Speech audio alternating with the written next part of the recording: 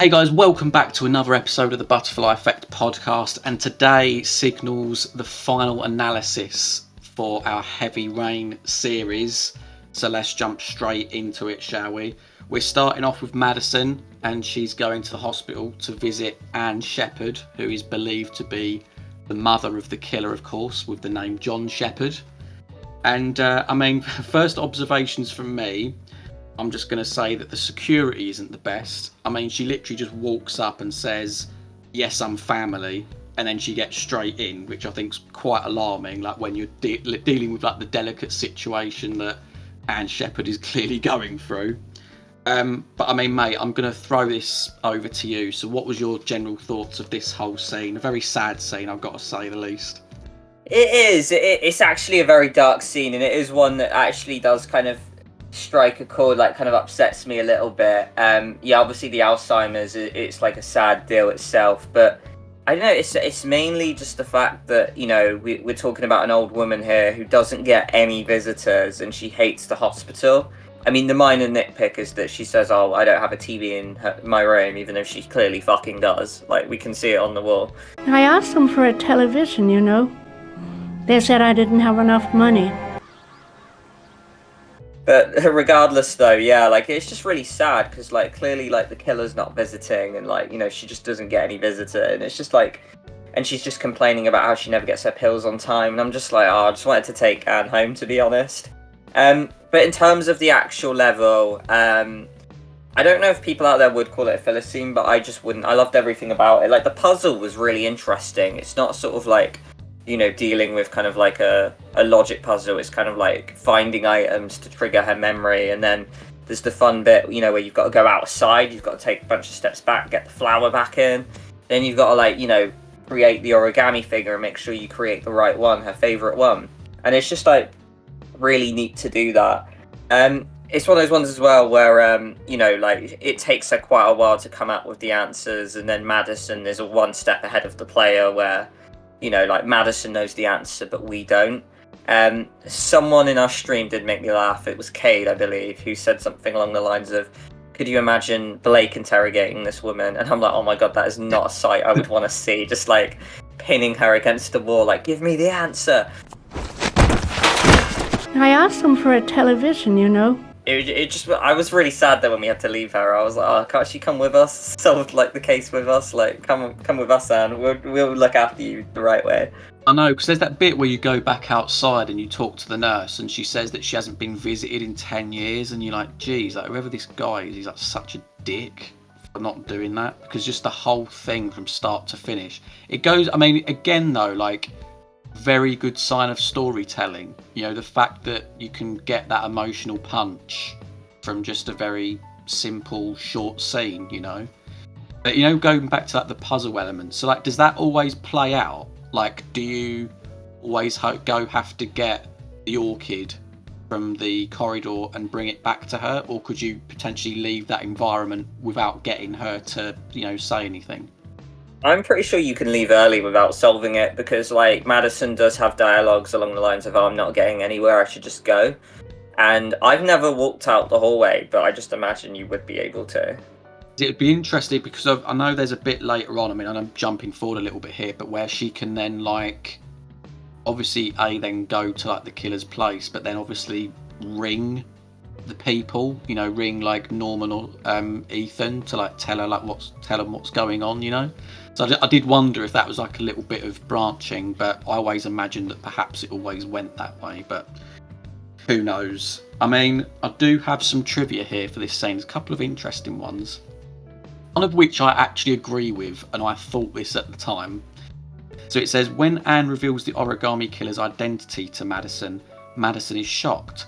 Unless she is simply shocked to learn who the killer is, there is no reason for her to react this way, as there is no concrete evidence that she knew the killer or anything about him before the revelation.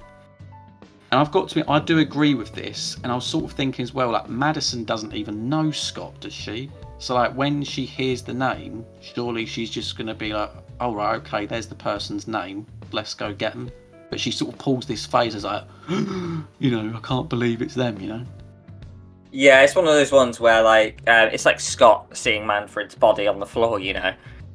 There's no reason there should be shock, but there is, and it probably is, like, you know, the game trying to keep the player in the dark, even though, like, in hindsight, it does leave a lot of flaws.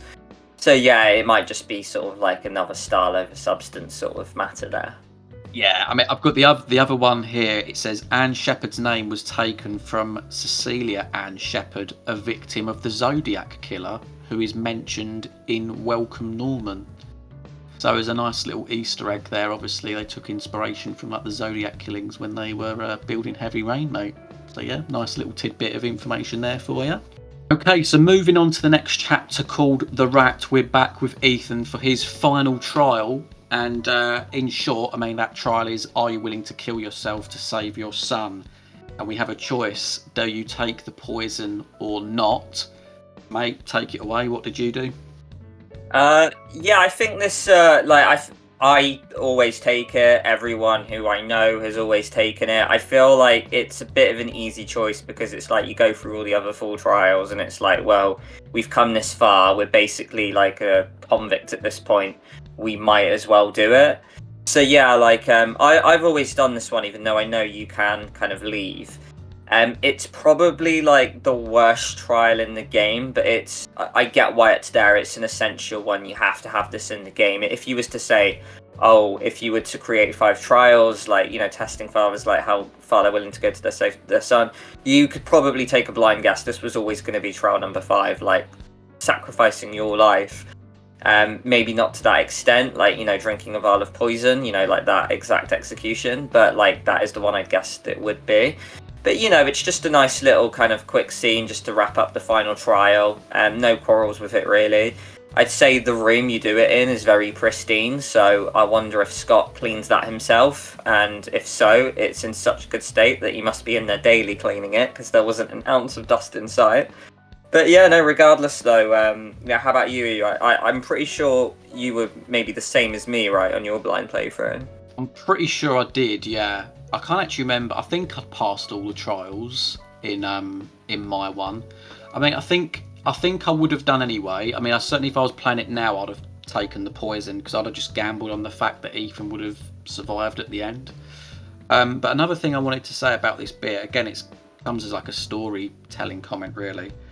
I really do like how like the story's coming together now, especially because like we saw the flashback in the last part where you obviously saw 2 boys that were, you know, rejected by a neglectful father, and we're now starting to perhaps understand like why this killer is testing, you know, their, you know, father's worth basically in terms of like how far they would go to save their son.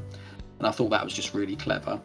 Yeah, I'm going to give you a little bit of trivia, as I always do. So there are 3 trophies, one of which drink the poison, called Sacrifice, one called Clever Dad, work out where Sean is being held, and then Trial Master, complete all of Ethan's trials successfully. One thing, I mean, I did think this as well. You know how the fact it says you will die in 1 hour, so you've got 1 hour to find Sean and then, you know, that's it sort of thing. That seems just a bit unfair because, like, the guy's gone and done all the trials. Like, surely, if we're thinking almost like Jigsaw here, like, he's gone and done the stuff that you've asked, so therefore you should really be giving him his reward. Like, he's proven his worth as a father, so to kill him off is just a little bit, you know, a bit of a dick move, really. But second of all, like, and it says here in the trivia, like, there's no guarantee that you could tell, like, if someone was going to get killed in an hour. So that whole bit at the end, you know, when, like, he's got the ticking clock on the watch, and he's like, oh, yeah, you know, I've made it, like, I'm not dead within the hour. You know, do you know what I mean? Like, for some people, like, it might have ticked over an hour, and you could have, like, this false hope, this, like, you know, eureka, like, relief that everything's a-okay, and then bang, like, you could just drop down dead. So I get the whole excitement thing because you're trying to add a countdown and whatnot to it, but it does fall a little bit of a flaw, in my opinion. I think I had a little laugh in my stream as well that, like, can you imagine if he did the whole hug thing, like, oh my god, it was just a test at the end after he does the CPR, and then it kicks in like a minute later, so he just dies in front of his revived son anyway. But yeah, no, I do get you, an exact countdown. Yeah, again, it's nice for like kind of the style, but yeah, when you really nitpick, it's like, really. So one thing I just wanted to say, mate, is that obviously on your blind playthrough, I think you passed all 5 trials. But do you know what happens if you don't If maybe you miss some of the hangman, maybe you walk out or fail one of the trials. Do you know like what happens in that instance? I don't think so. I'm guessing that if you pass maybe like 4 of the trials, then you've got an opportunity to guess where he is. But I'm really not sure, mate. I'm guessing if you don't do enough of the trials, then that's it. You flat out fail and you're relying on one of the other characters to do it for you. Yeah, like potentially you have to like succeed a certain amount, but like I say in the blind playthrough I watched, the person didn't want to kill the drug dealer and the shark. So you get a bonus scene where you're sat in a car and you're looking at the sat nav, and if you miss out on one trial, there's 3 locations, and you basically have to pick which one the right one you think is. And I think you listen to like a final recording. It might actually be after you pass the rat, and you basically just like see like Sean drowning or whatever, or like head slightly above water. And the key little puzzle to get is that you can hear a train in the background, so you pretty much just have to pick the location, which is by like a train line. It doesn't say that, so a lot of people might have just flat out guessed and got it wrong. But if you do get it wrong, Ethan rocks up to like the wrong location. I know one of which is a restaurant, and then he freaks out. He's in front of this restaurant, like a fucking restaurant, and then that's just like him flipping out, and then that's the end of the game for him. And then you have to rely on other characters basically. But it's nice that you kind of get that little bonus thing, and Ethan might not necessarily find the location at the end. I love that though, because it puts, and this is why I think Quantic Dream I hold in such a high regard, is just that there is actual jeopardy to early stages in the game. You get a lot of other choice-based games where your early choices don't really matter. It just serves as a warm-up to what happens, for later on, how you learn the buttons and all this sort of stuff. With this, it's like, yeah, if you didn't do that first trial, if you didn't do the second one, third one, whatever, it's going to cost you later on. And I think that's fantastic. And the fact that they even went to that effort to then build like a cutscene where he just turns up at a restaurant and he, does his nutting because he's not found where Sean is. So really, really good stuff. Okay, so we're now going to rock on to the next chapter called Solving the Puzzle, where we're with Norman. And this is a basic scene where he's just basically trying to learn. He's trying to put all the bits of evidence together in the ARI system to try and work out who the origami killer is, or where he could be holding Sean. Blake still comes in and still thinks that it's Ethan Mars. And this is the point in the game where I believe I got Norman killed off. I'm pretty sure it was that I was in the ARI and then I might have took the tryptocane or whatever it is. I can't quite remember. But it's also the point in the game where I did start to think maybe Blake, albeit very briefly, that maybe Blake was the origami killer because of the whole, the gold watch. It's definitely a copper. I also had reservations about the chief of police as well. I forgot what his name is. But yeah, so like you can imagine my surprise when I did find out who it really was. But yeah, enough from me, mate. What did you make of this scene?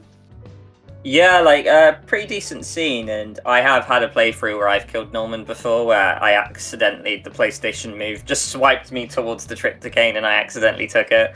But yeah, like one thing as well was that I think we mentioned it before in a previous episode, but I love the varied Blake dialogue.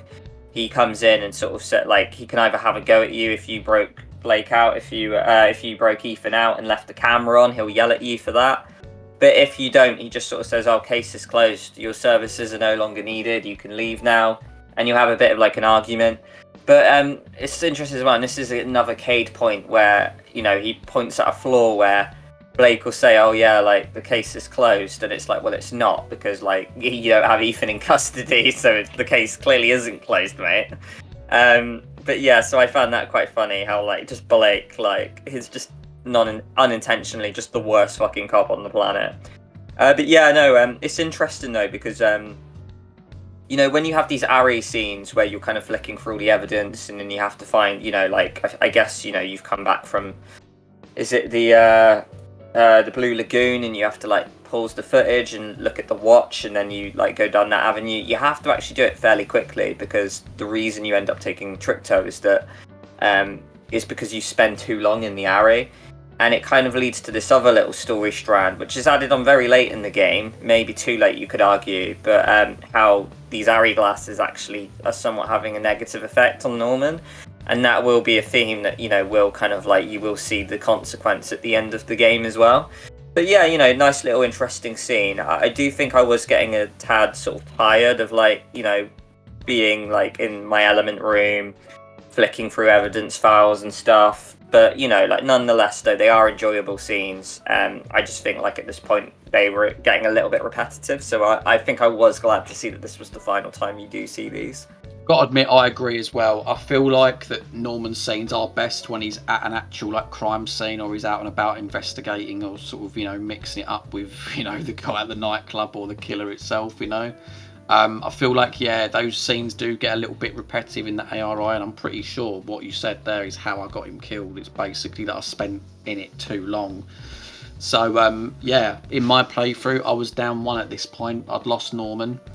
As far as trophies goes for this one, you've got one here called Nerd, and that's basically where you find all the clues at the train tracks, Mad Jack's junkyard, and the Blue Lagoon, and then find the origami killer. And as far as trivia, a lot of it here is just talking about glitches and stuff, and not that very important stuff. So I think we will move on to the next chapter. So yeah, moving on to this nice optional chapter next. Obviously that we did get in Liam's gameplay. I didn't have this in my gameplay, but it's called Goodbye Lauren. Obviously the reason being is that I killed her off in my original playthrough. But a really twisted scene, mate. I mean, knowing what we know who Lauren is as well. She's like the mother of one of the victims. A really, really dodgy scene where it actually ends in a kiss, and I do feel like it's a little bit forced. Like this, I never really sort of saw romance between these two, you know. I don't know if you felt the same way. Yeah, like, I think that, you know, like, there was one point, I think maybe after Manfred, where you kind of stop outside the car and you're in the rain, where you, like, get to come back in. There is, like, a hint at it there, but no, I'm not a big fan of it either, because we know kind of, like, when you find out who Scott is, it is really messed up that this girl, like, wants to find out who killed her son, so she's just, like, with this PI to solve the case with him, and then it turns out this PI is, like, the fucking nightmare, like, you know, so it is such a tragic story on Lauren's behalf. The whole scene is basically just, like, a ploy. If you didn't kill her off, we'll have this scene to write her off till we see her at the end of the game, potentially. There is an ending that I absolutely love that I only learned about, like, this week, involving Lauren and Scott, if, like, certain things go a certain way. And there's just something, there's like a poetic justice to it that I really, really like, and it was beautifully handled as well. But we'll probably come to that at some point later. Okay, so we're now going to rock on to the next chapter, Hold My Hand, a very, very significant chapter in this game, because this is the chapter where we find out who the killer is, folks. I mean, I'd say we've semi-tried in this analysis series to try and reveal, you know, not reveal who that was, but at the same time it's incredibly difficult not to when you're trying to talk about several things. But obviously there's the two boys, one of them's trapped under sort of like the water. The other boy runs to his dad, come and help. The dad's like, no, piss off. And he goes back to help him, and unfortunately the boy under the water dies. But before he does, he says that he's, you know, that he loves Scotty or something like that. And we're just there like, what the fuck, it's Scott, you know. And Scott Shelby is revealed to be the origami killer, mate. Now, before we go any further in the plot and what happens next, when you first played the game, how did you, what was you thinking when you heard that? I loved it. Like, to be honest, with the whole killer twist, did I get it? No. But I would also say I never really guessed. Do you have to have it with, like, a mystery or a crime game or film or series where, like, you know, it might be that you're watching, like, I don't know, any detective show, like a Sherlock thing, or like Death in Paradise. But sometimes I don't guess, and I just kind of enjoy the experience, and then it hits me. So I was proper surprised, I'm not going to lie, because I was like, I just didn't grasp that it could be a playable character, you know? Because, like, I know we're playing as Scott, and then I know, like, this kind of next scene, the origami killer will kind of explain a bit about why he does it. And yeah, like Jack said, like, I mean, it's difficult to analyze, do an analysis. Spoiler free, isn't it? Because like a lot of these scenes, we have to talk about hindsight and what it means and the overall bigger picture of the game. But yeah, like, it completely got me by surprise. But like I say, I never got it wrong, but I never really got it right either. But one thing I want to say about like you when you first found out is that, because obviously you did your blind playthrough with me, is that, and this is one of my all-time favorite things about your Heavy Rain playthrough, is that you said something along the lines of, I just hope whoever this origami killer is someone we know. So you didn't want it to just be some kind of rando who walks in like, oh, I'm the origami killer. Hello, Ethan. But and so you were thinking, oh, I hope it's someone we know, whether it's like a Blake or a Captain Perry or whoever, But yeah, I was just like, yeah, I can do you one better. You'll play. In the back of my mind, I was thinking, you're playing as him right now. I can't remember what chapter it was, but it was like a Scott chapter, whether it was Suicide Baby or Golf or whatever. But you were playing as the killer as you said that, and I was like, just laughing to myself internally, trying my best to hold a straight face, because I was like, that is just incredible that has just happened. No, you did a good job, mate. I absolutely adore this twist. It's one of them where, like, I didn't see it coming, because as I said previously, that I was thinking along sort of the Blake Chief of Police line.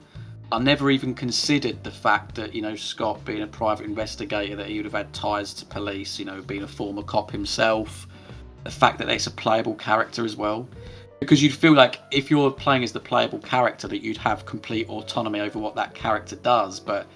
And then, that's what we're going to go into in the next bit. That's why the next bit is so clever, because you'll find out like what Scott's actually been doing this entire time without us knowing. And it's so satisfying when you go back to play now, like when you see these little breadcrumbs that are so like such little tiny details, that could potentially suggest that it's him. That you're like, God, like they really did like layer some like nice little clues in there. But I love it. And the thing is, like, as I've said before, I would love there to be some more choice-based crime games.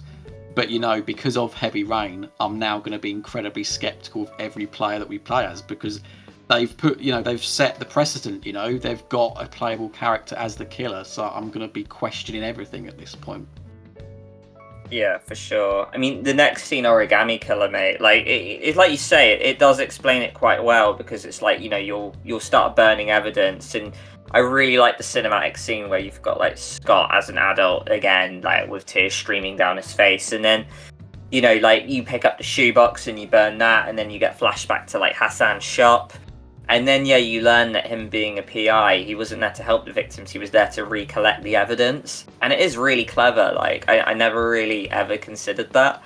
Like, of course, we can drum on about how there's, like, a few flaws in there, like, with the Manfred shop, for example. Like, I can speak to death about why I hate that scene. And luckily, it's nice to see that a lot of people did agree with me in the comments how they hate that scene as well. So that was also nice. But yeah, just, I'm not gonna lie, mate, this twist does get a lot of hate. Like, I have seen a load of forums where people say, oh, like, it's stupid that it was Scott because of, like, the flaws it does leaves. But, like, I feel like the ambition they went through to kind of make the killer, like, a playable character, I do feel like, yeah, that is risky. And I do think it paid off, but I always feel like there were going to be a few kind of errors here and there, whether it's the fault bubbles that you mentioned that kind of like negate some of, like his faults or whatever, or whether it is like the classic Manfred scene, as I've already touched on. For me, it's like, I don't know what it is. It's bias, I guess. It's complete bias, but I completely forgive it. I know that there are so many flaws. We've pointed them out throughout this entire series. There are so many flaws, plot-wise, especially surrounding Scott in this game. When you think back on them, I just forgive them for it. The number of times where, like, what you mentioned about TV series, movies, books, whatever, I'll sometimes be ahead of the book, I'll sometimes get it right. I find it so much more satisfying when you get it wrong, and the fact that it was Scott, I absolutely love it. And there are little clues in there as well to suggest that it could be him. So, you know what I mean? I'm not with all those people on the forums. I absolutely love the twist, and it's one of the main standout things for me from the entire game. One thing I did want to say, I've just seen this in the trivia, really disturbing, right? So it says, in Heavy Rain cutting room floor, it is revealed that Scott originally murdered his mother by smothering her with a pillow. The creators later removed this and simply had him visit her, as it seemed gratuitous to have a character so obsessed with fathers brutally murder his elderly mother, particularly as her mental faculties were diminished due to her illness. I've got to say, I'm glad they removed that, mate. I'm really glad that they removed that from the game. Like, that would have felt very, very sort of like heavy-handed, I guess, to have Scott then kill his own mother. Yeah, because like I know that kind of happens in the Joker, for example. But yeah, like I wouldn't want that either. And I feel like the ending's powerful enough of when you sort of see him walk into the hospital, to kind of like look at her, and then I think her machine's off, so it's almost like it implies that, like he visited her, but maybe it was too late or something. I think that's a lot more subtle and more beautifully written than the idea of throwing in like a needless violent scene like that, especially to like our dear saint and poor innocent Ann Sheppard. 100% agreed. Okay guys, so we're going to make this our final scene that we're going to be talking about in this analysis episode. Reason being is that we've actually still got quite a lot to cover, and we would like to talk about the endings in great detail as well, so there will be another video next week. So this chapter is called The Killer's Place, and of course we're playing as Madison. Simple thing is she knows who it is. She turns up, she starts to do a little bit of digging.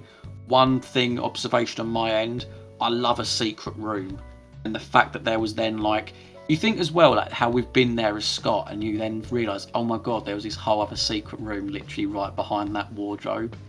So that was like a really cool realisation. And you go in, you see the typewriter, you see the orchids and like the notes for Ethan and stuff. Really, really cool scene. And then it culminates in this whole bit of action between her and Scott, mate. So yeah, walk us through what you did in your playthrough. Yeah, just went in. It like you say, it is really cool. I also love a good secret room. Apparently there's a little Easter egg where like Mars is written on the wall somewhere. So like it kind of implies that like Scott sketches like kind of like, the people he's going to target in his apartment. But yeah, no, interesting to see all the stuff. Like, of course, there's a Rule 5 typewriter. It's nice to go through. It's a bit like Detroit Become Human, where you have to guess Hank's password, but this one's a bit more clever the way it does it. Instead of like, what would Hank's password be, and you have to write fucking password in. You have to get, like learn from the Ann Sheppard scene earlier that like the name of the dogs he calls his origami is Max. So yeah, you type that in and it works. Yeah, and really tense scene. The whole thing with, the room burning down. I think this was probably the most tense I have ever felt about losing a character. And it's probably the closest I came as well, because I definitely failed some quick time events. And I definitely went through some burns, lad. I was going to say, because I think I vaguely remember playing this as well. And just I mean, again, you feel like you're against the clocks. I mean, he traps you in there, doesn't he? You've got the QTEs, you've essentially got to break through the wall. But then there's the choices after that, isn't there? And I swear there's one particular camera angle where, like, it almost has you at a window, and you think, like, oh, is that what you got to do? You got to jump out the window. But actually, the best decision is to then turn around and, like, go into the fridge. And I just sit there and I think, I wonder how many people lost Madison in this scene, because that would be your impulse thing. I mean, you don't know how high it is, his apartment, but obviously you're in a deadly blaze, in a fire, and you'd think maybe that sometimes jumping out the window is fine. Maybe there is a bit of cushioning at the bottom. You don't know, but you can actually lose Madison here, can't you, if you do that? Yeah, no, it's crazy, because especially like the burn stuff as well, mate. Like, it apparently doesn't affect you if you play on easy mode, but if you play on any of the harder modes, you can just walk in the fire and burn to death. And I definitely got scorched at one point, because yeah, like you say, the camera angles aren't actually forgiving. A little criticism there, but like, it's really tight knit, and you're like looking above Madison's shoulders, and it's like you can't see the flames on the ground, so you can't really see the pathway. So it's almost like a little pull where it's actually really difficult. That I like burnt Madison at one point. I was like, oh no. And then you've got to take a really weird path as well, where you've got to go back in like, the living room and kind of go around his desk and like drop the filing cabinet down. So it is really tricky. And you know how like before, like the chapter, the Kramer's party in the mansion, and we mentioned there's actually 2 ways to distract the guards. I never knew, but there's actually 2 ways to escape, and I only found out about it on our stream thanks to like our lovely viewers. But yeah, I've only ever known to go in the fridge, but turns out there is one good window, and you can escape via one good window, where it's basically right next to the fridge. It's like the one next to the microwave apparently, and if you do that, you climb out and then you can jump to the adjacent window, which leads to like the hallway in front of Scott's apartment, and you can work your way down that way. So yeah, just another nice little Easter egg there. Probably the better one as well, because like, you know, I looked it up. I know it's like Indiana Jones' Crystal Skull hiding in a fridge from a nuclear bomb, but apparently that doesn't work. It's complete film fiction, and that shouldn't have saved Madison. I gathered as well, but I did check just in case. But yeah, that wouldn't have saved Madison in real life. So like, I like next time if I ever play the game again, I'm definitely going to do the window way. I think that's just one more thing that we can bear to overlook, mate. In terms of like, the amount of flaws in this game, like that's probably like the least of our worries, the fridge thing. But yeah, I mean, obviously when you do escape, if you do escape, you then have to make a phone call, don't you? I mean, one thing on my end is that I'm surprised that she has Norman's number, because I'm pretty sure they've not actually met at this point. I know they've like nearly crossed paths, but the fact that she's got his number is a little bit odd to me. But you can then choose to ring them, can't you, as to, you know, let them know what the situation is and where Sean Mars is. Yeah, no, I'm glad you picked out that flaw, because it is definitely a flaw. They should not have each other's, or she should not have his number, and like I wish it was a little bit more crystal clear about how that could have got exchanged at any point. But yeah, you know, really interesting scene. What I love about this is if Ethan fails the hangman's, you know, like, and he doesn't find the location, you can have Madison call him, and then it acts as a safety net.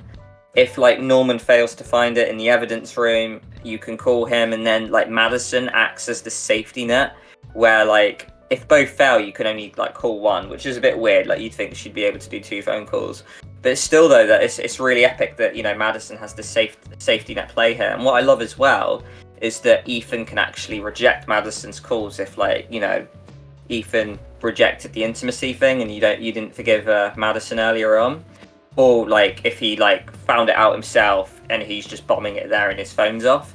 So there are a few variations of this phone call conversation that can happen, and I just think, you know, like, again, that is Quantic Dream, and that is why they are just the absolute goats at this genre. So is it possible then, if Ethan didn't know where the location was from like not doing the trials, if Madison's still alive and she rings him, can he still turn up at the end anyway? Yeah, if he's not been arrested, then yeah, for sure. Oh, that's good. I was going to say, because yeah, otherwise, yeah, that would sort of be a little bit of a flaw, because surely she could still ring him regardless of whether the fact that he did the trials or not. So, oh, very good. I mean, guys, that signals an end to this episode of the Heavy Rain analysis. Like I say, we will be finishing it off next week, where we're going to obviously see the wrap up of the game and then talk about the various endings as well. Do let us know in the comments what all your choices were, what your general observations and that were of the game, and what the chapters we've discussed in this episode. Anything else from you, lad? Nah, not at all. Just, yeah, like, we hope you're enjoying this analysis series, and yeah, next one is our finale one, and it's going to be a banger. And just obviously, if you guys like Heavy Rain content, Jack and I do as well, and we'll happily do way more of this stuff as well. So if you're worried that the analysis is wrapping up, don't worry, because Heavy Rain is not going away for us at all. Great stuff. Okay, guys, we will catch you next time. Bye, guys.